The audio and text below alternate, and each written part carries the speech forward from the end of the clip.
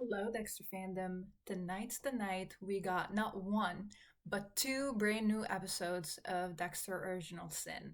And I am like a child on Christmas Day. I was really looking forward for episode two after episode one, and realizing that two episodes were released today was Christmas came early for me.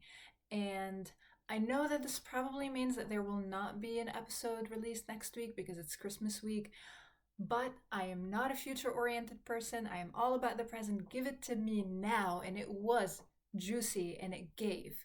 There were so many things that worked for me. As a Dexter humongous fan, so many things worked. And I wanted to come on here to present my analysis in a sense, or kind of the things that worked, the things that didn't work, some huge Easter eggs, and talk about episodes 1, 2, and 3 recap. So let's start with the elephant in the room. Where is Matthews? That continues to be the big question in my head is where's Matthews? There's something there. I feel like, obviously they didn't forget about Captain Matthews, right? Because he's a huge part of the story, and we know that him and Harry were very well bonded and lifelong friends from the original show. So I keep thinking to myself, is he on sabbatical? Is he kind of being punished for something that he did? Is there something that's going to come back to the storyline and it's going to be really nice and juicy that kind of brings us back to, okay, this is where Matthews was this whole time? Because one, we don't have a lieutenant currently for the department. So what I'm thinking is it's very likely that Matthews is the lieutenant. The captain is in the lieutenant's office, or what we know from the original show to be the lieutenant's office. So it's not really making a lot of sense. Like there's a captain and there's a sergeant, but there's no lieutenant for the department.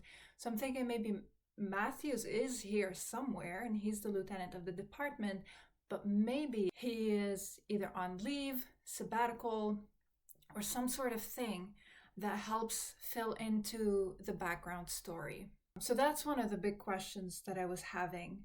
The other thing that's not really working for me is I know that the choice for actor was undeniable for the person who's playing Batista.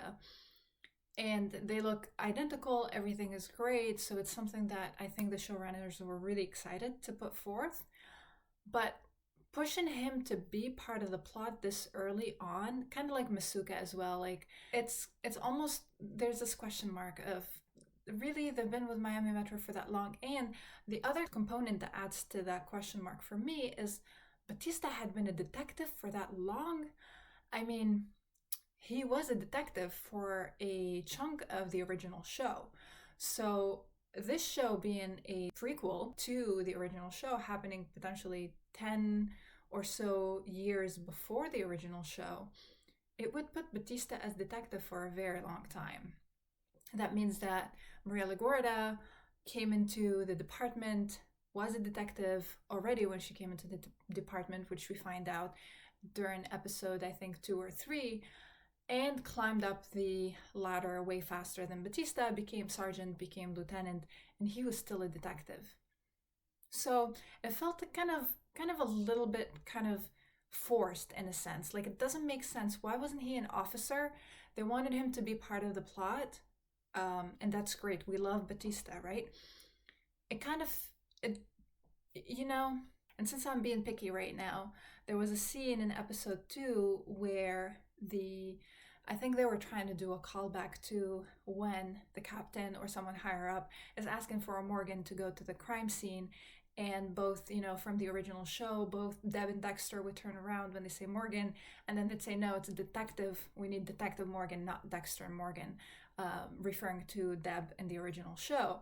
So there was a callback to this scene in episode 2 with Captain saying Morgan, and then both Morgans, Harry and Dexter, turning to the captain, and Captain says, no, Detective Morgan, which was, okay, you want to do a callback, it's great, but he's a sergeant, and his captain wouldn't call him by the wrong rank.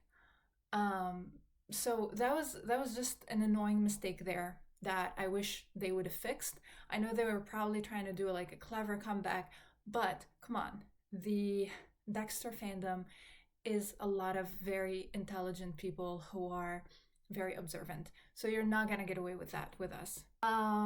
What else didn't work for me? So Laura Moser. Laura Moser is, I mean, come on.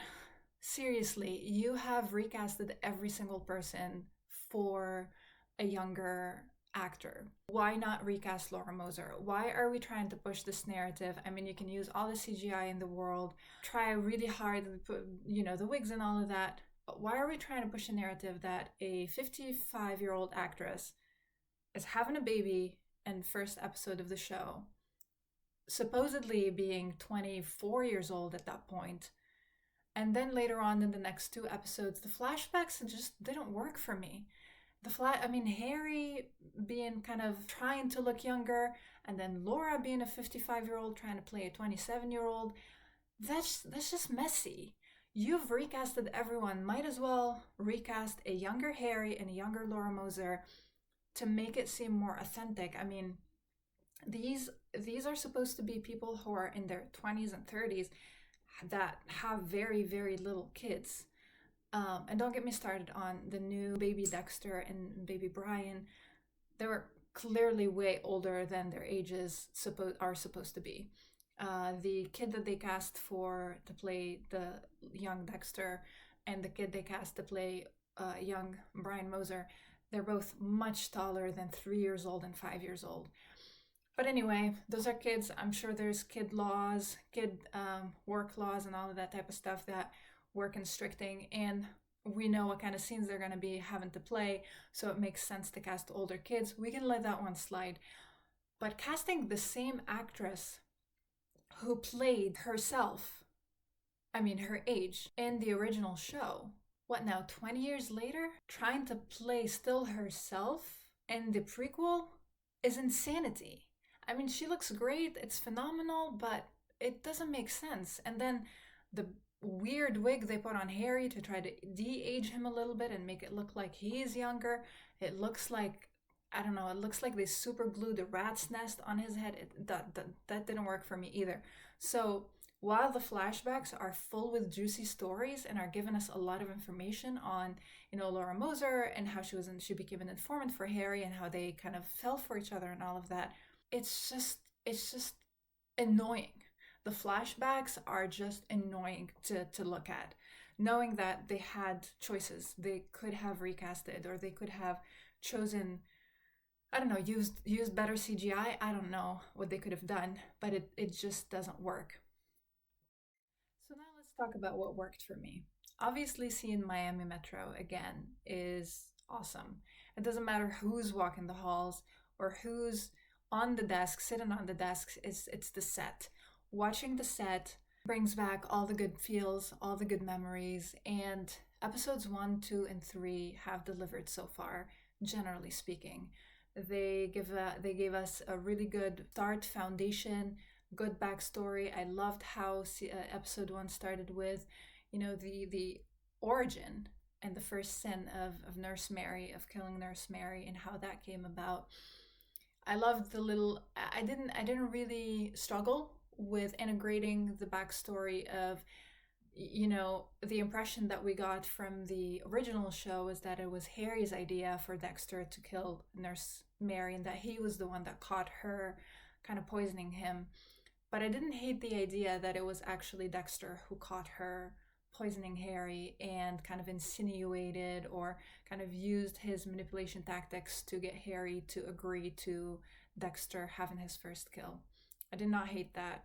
It's really cool to see him take his first trophy and, Harry's reaction to that and what happened with the idea of collecting trophies and how it brings us really to, and spoiler alerts, if you haven't seen episodes 2 or 3, please watch them and then come back to the video.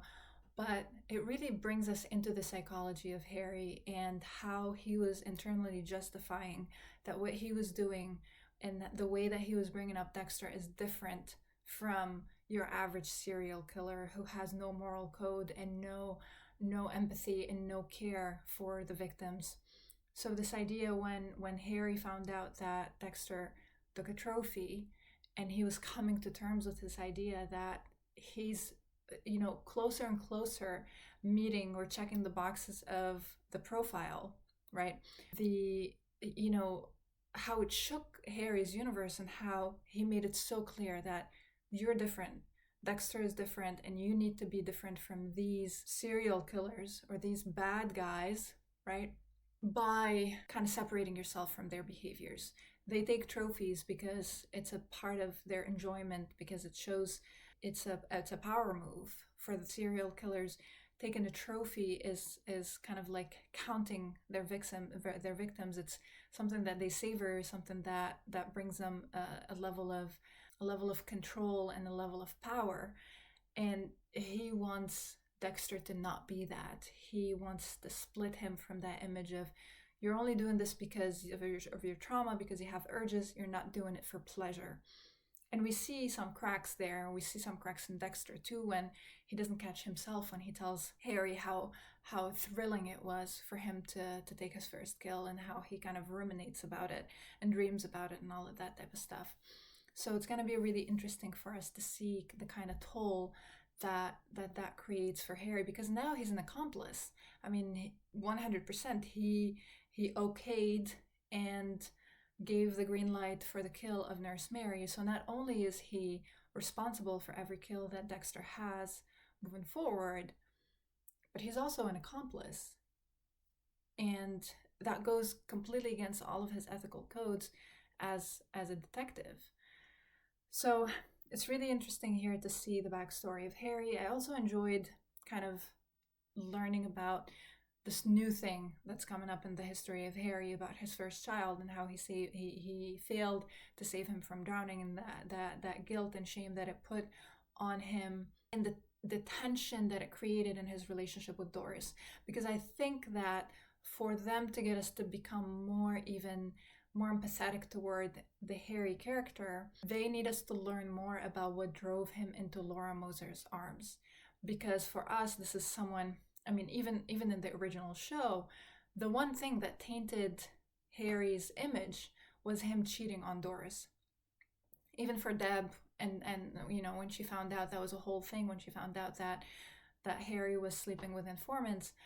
But for the audience too, it seems like they're trying to get more of our sympathy toward Harry and more of our understanding as to, one, why he didn't give up on Dexter, but also what led him to kind of into the arms of Laura Moser, and to kind of breaking apart his family and the consequential events.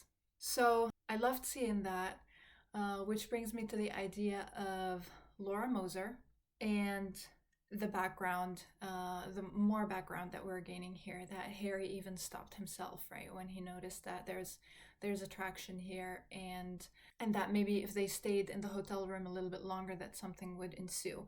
Again, here I think getting us into this feelings of more empathy and understanding for Harry's situation.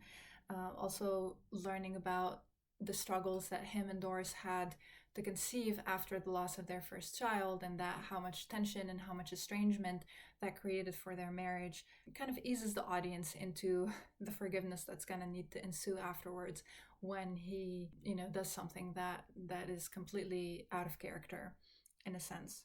The other thing about Harry that I really, really liked about the character development of Harry and giving us a backstory is his relationship with LaGuerta that we're going to see unfolding, I believe.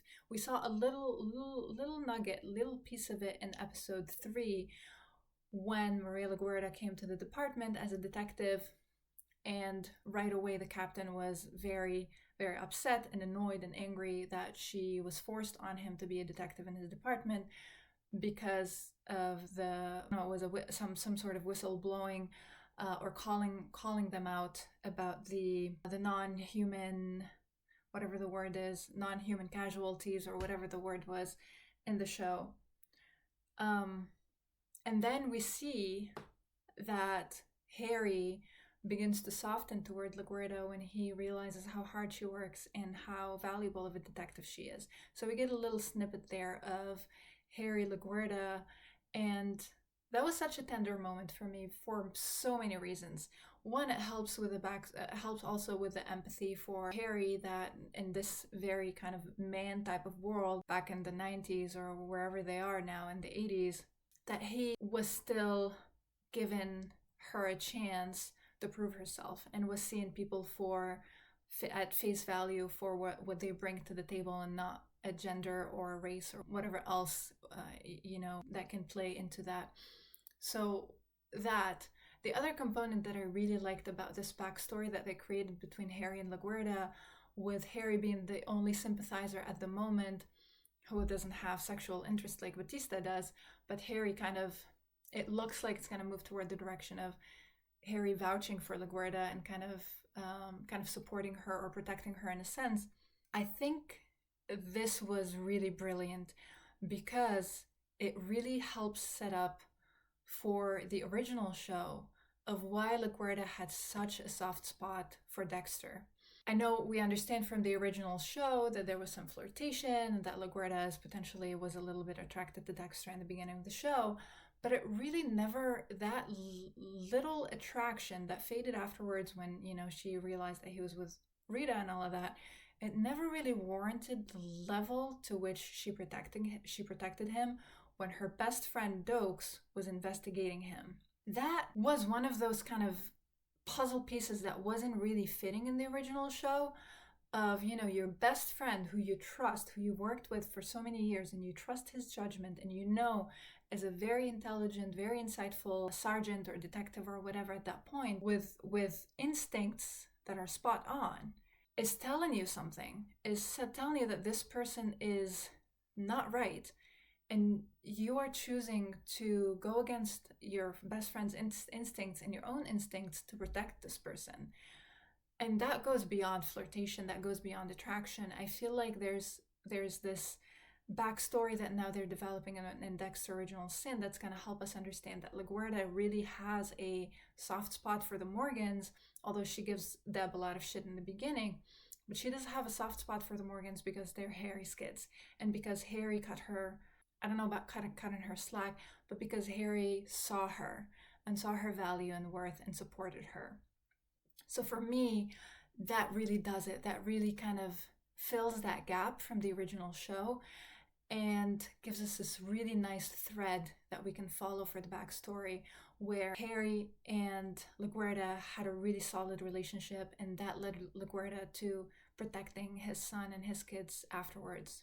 On the LaGuerta topic though, LaGuerta showed up and I am living for those outfits. She brought the style, she's gorgeous. Christina Milian is hot, and the outfits are to die for. That girl dresses for the job she wants. She is the epitome of dress for the job you want, not the job you have. And I am living for her outfits. I mean, she brought the whole class, the whole style of Maria LaGuerta, and I'm loving it. I'm loving to see it, that she didn't have to wait until she was lieutenant to dress like that, and I am loving and living for every single outfit. I'm also loving seeing Sarah Michelle Gellar, huge Buffy the Vampire Slayer fan here. Love seeing her. I want to see more of her, and I want to see her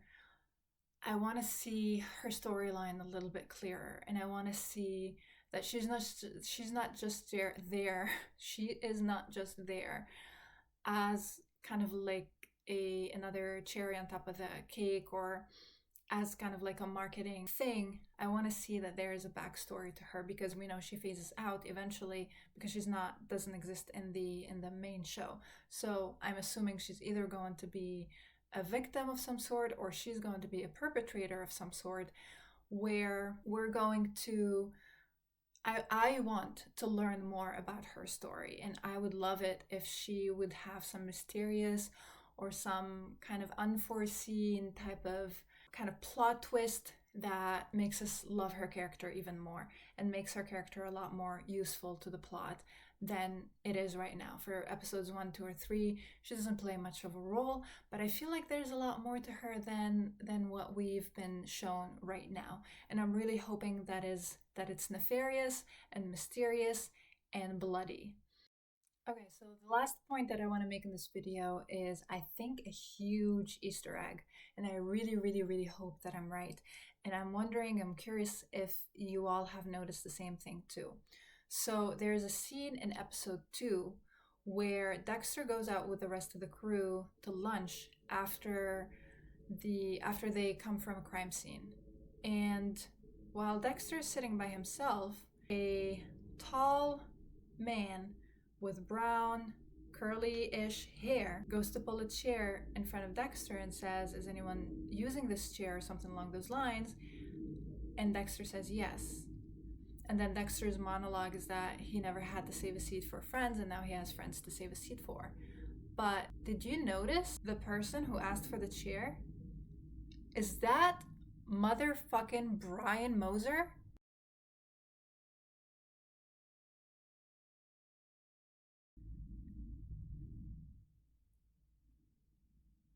That, that, if my theory is right, and Brian Moser has been keeping tabs on his little brother for a very long time and has made small, inconspicuous appearances into his life just to be like, "Hey, little brother, I see you, I'm here." Or just to touch base with his little brother. That would be mind blowing. Also, I'm wondering, is the masked person who kidnapped the child and kept them hostage, is that Brian Moser? Is it possible? I mean, I'm thinking it's completely within the realm of possibilities for to introduce a killer who doesn't get caught, right? So maybe there is, the killer of the week type of thing, or the victim in a sense, the victim of the week. But then there's this plot line of a serial killer or some sort of a killer who never gets caught and like that stays open-ended.